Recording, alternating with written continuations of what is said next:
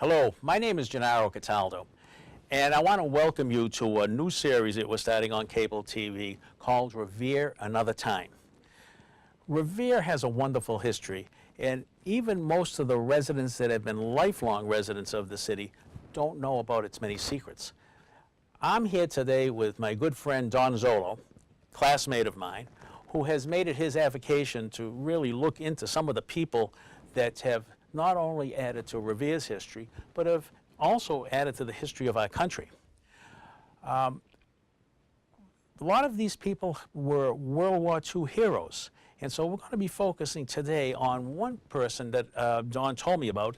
His name is Billy Sugar, and he was from Revere. So I want to turn this over to Don, my good friend here, and tell us a little bit about Bill Sugar, please, Don. Okay, well, I first met Bill in the 60s. If you were old enough to drink in Revere in the 50s or 60s, and you went to the Dublin, which is now where Valaris is. Know it well, yeah.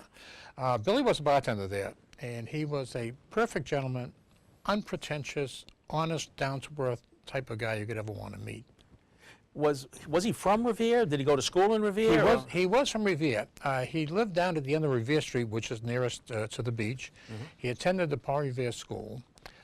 Growing up in the Depression, like the rest of the folks of that generation, he knew the hard times, and he knew them emotionally because his mother died when he was 5 years old. When he was 5 years old, his father died. Yeah. His mother remarried. She had 2 more children.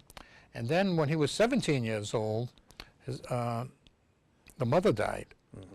At that time, he was in high school, and the war was raging. And like a lot of young men of that generation, he decided to enlist in the Army without even graduating. Ah, so he didn't graduate from high school. He went right into the service. Went right into the Army. Okay, and then what happened when he went into the Army? What was he assigned to? He took up his training, and he wound up in the Tank Corps. And he wound up in Germany. And from there, he went on to receive the Silver Star. Oh. Now, the Silver Star, for those who aren't familiar with it, it's the 3rd highest decoration for valor that the Army has. It's awarded for conspicuous gallantry in the face of battle. Okay. And the only 2 medals that the Army have above that is the Congressional Medal of Honor and the Distinguished Service Cross. Ah, okay. So tell us a little bit more. He went into the service. He was assigned to what type of duty? He was assigned to a tank crew, and he served in the European Theater of War. And from there, he went on to win his Silver Star. Did you meet any of his relatives?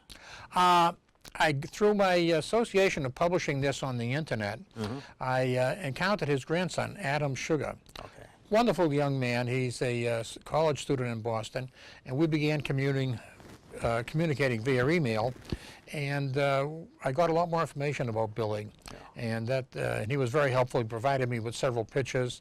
We have the picture of him in the Revere Journal with the story about his winning the medal, and then we have a picture of him that was taken around 1980. Billy passed away in 2005. Okay. Now, there's another thing that you had mentioned to me earlier about Facebook. You have a Facebook page that kind of gives a little bit more information about different people in the city. It's not my page. I am working on developing a website of my own, but there are various Facebook pages which will sometimes accept a story like this, and I publish them on there.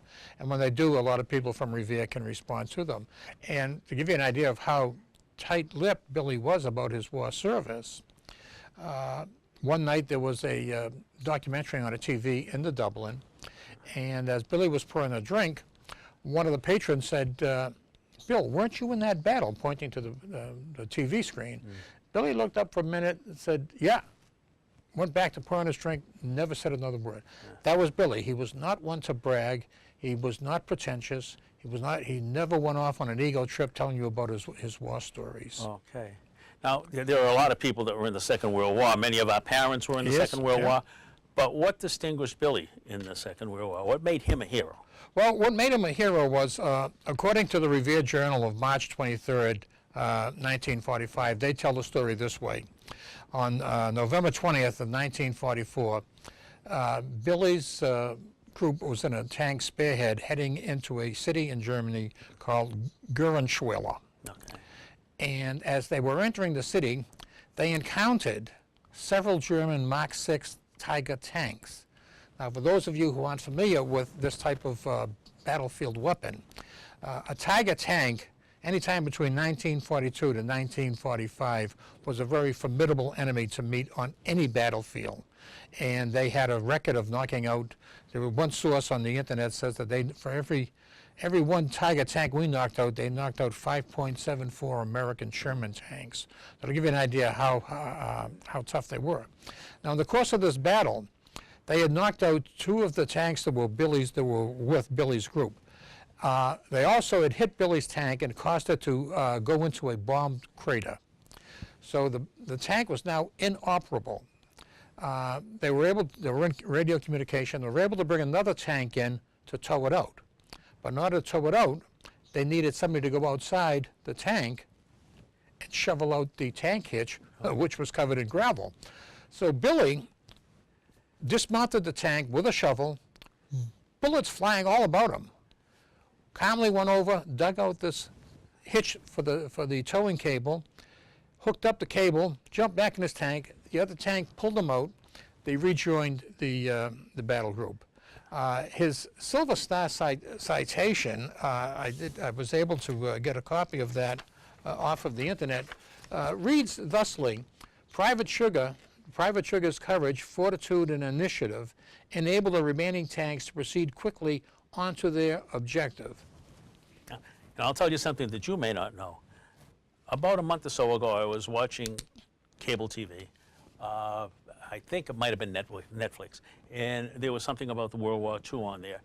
And one of the scenes showed German tanks in the woods firing on American tanks, knocking out most of the American tanks, one of which was stuck in a ditch. One of the fellas that was in the tank got out, dug out the hitch, and Really? another tank pulled it out. Now, the end of the story isn't exactly the same as the way you described it, but they pulled it out, and that tank then joined the battle again. Unfortunately, it was ultimately destroyed. I don't remember the name of the movie, but the fellow that apparently was Billy Sugar was the one that survived in this whole battle. So Wow, it was really interesting. Now, you mentioned that you did research in the Revere Journal. Where else do you do research of this nature? Well, most of the research that I'd done was on the internet and with his grandson Adam, plus the Revere Journal, as you have noted. A lot of internet sources. In fact, I was able to locate the and take a picture of the actual alphabetical listing of Billy having received the Silver Star, and that will be one of the things that folks will be able to see here. A lot of the information that you get off of the internet is sometimes so interesting that I spend more time reading that than I do writing about it. Yeah. Tell me about Billy's family. Now, he got out of the service. You said he got married. When he returned to Revere, he took up again with his old girlfriend, Ruth Fogarty. They were married. They had 3 children. And they made their home in the Broadway Constitution Ave area of Revere. And for a while, he worked at the General Electric Company in Lynn. I guess it wasn't something that he liked doing, and he wound up becoming a bartender, and he stayed at the Dublin, I think, until they probably closed it down. But he was well-liked, well-respected by everybody there, and he was the kind of a guy that I can remember going in there one time, and I happened to mention that I was reading something about Vinegar Joe Stilwell, a famous World War II general, whose son had passed away, and he looked up from me and he said, "Vinegar Joe's son passed away?" I said, "Yeah." He says he's considered to have been drowned. So, oh, I didn't know that. So, I mean, he still had an interest in following military affairs. That's fantastic. That's a great story, Don. And I think that we certainly want to give some special thanks to Billy Sugar, grandson, Adam Sugar, for his contributions in telling us the full story. And this is the first in our new series that we're going to be broadcasting on Revere TV, Revere Another Time. If you're interested in looking into some other stories about Revere Another Time, if you would go to the Revere Society for Cultural and Historic Preservation, is right across from the Immaculate Conception Church. There's an awful lot about the Revere's history. But we're going to be coming back with Don at another time to go over some additional stories of other war heroes from Revere. Thank you very much.